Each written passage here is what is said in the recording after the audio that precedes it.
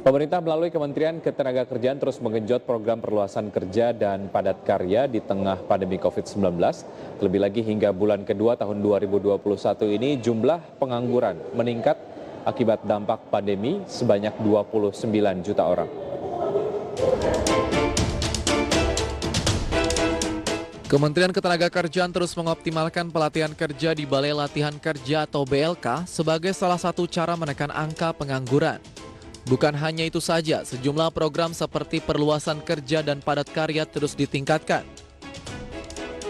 Menteri Ketenagakerjaan Ida Fauzia menyebutkan peningkatan kompetensi melalui berbagai kegiatan yang ada di Balai Latihan Kerja pemerintah pusat maupun daerah akan ditingkatkan dengan diiringi berbagai kegiatan perluasan kesempatan kerja.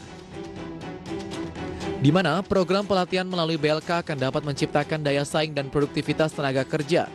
Selain itu, Kemenaker juga mendorong pekerja untuk menjadi wirausahawan.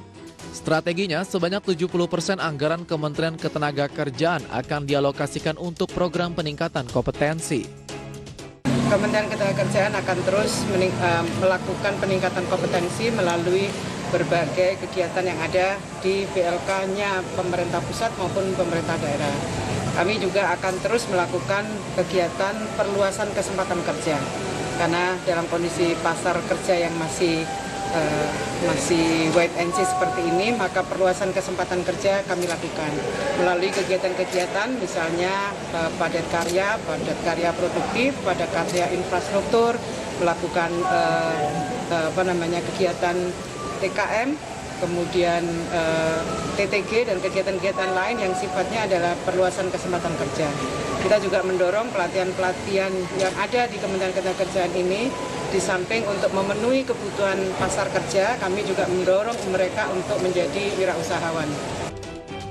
Sebelumnya, berdasarkan data Badan Pusat Statistik pada Agustus 2020, jumlah angkatan kerja di Indonesia mencapai 138 juta orang, terdiri dari 128 juta penduduk yang bekerja dan 9,7 juta penganggur. Adapun tingkat pengangguran terbuka mencapai 7%, bahkan selama pandemi ini terdapat 29,12 juta orang penduduk usia kerja yang terdampak pandemi dan 2,56 juta orang diantaranya menganggur akibat pandemi. Dari Jakarta, Devir Mansyah, IDX Channel.